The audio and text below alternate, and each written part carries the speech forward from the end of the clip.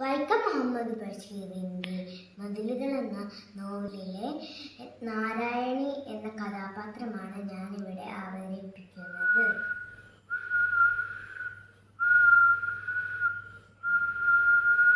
ആരാ അവിടെ ചുള്ളമടിക്കുന്നേ?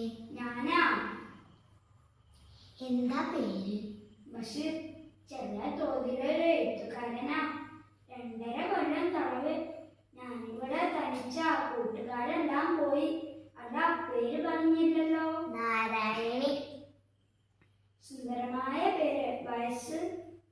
22. സുന്ദരമായ വയസ്സ്. കഠിന തടവാണല്ലേ? അതെ, 14 കൊല്ലം. അപ്പോ കൊലകുറ്റമാണല്ലേ? എന്നിട്ട് ഒത്തിരി നാളായോ?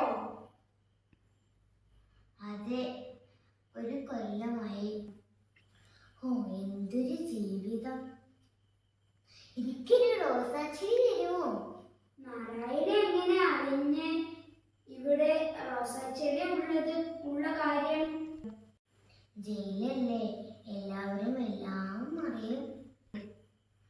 ഇവിടെ രഹസ്യങ്ങളൊന്നുമില്ല.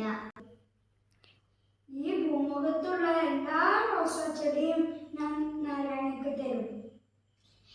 എനിക്ക് 1 മതി, തരുമോ? ഇതൊരു ചോദ്യമാ. നാരായണി അവിടെ തന്നെ ഇരിക്കണേ, ഞാൻ ഇപ്പം കൊണ്ടുതരാം. ഈ നാരായണി, ഞാൻ വിളിച്ചപ്പോ എവിടെ ആയിരുന്നു?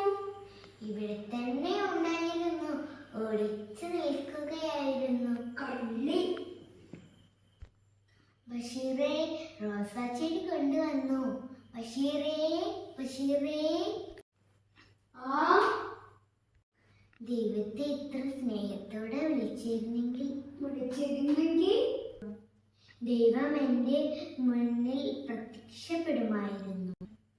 ദൈവം ആരുടെ മുന്നിലും പ്രത്യക്ഷപ്പെടുകയില്ല. ദൈവം അടുത്തുണ്ട്. പ്രപഞ്ചങ്ങളായ എല്ലാ പ്രപഞ്ചങ്ങളുടെയും വെളിച്ചം, ചൈതന്യം. ഇതാ പൂവ്. Thank you.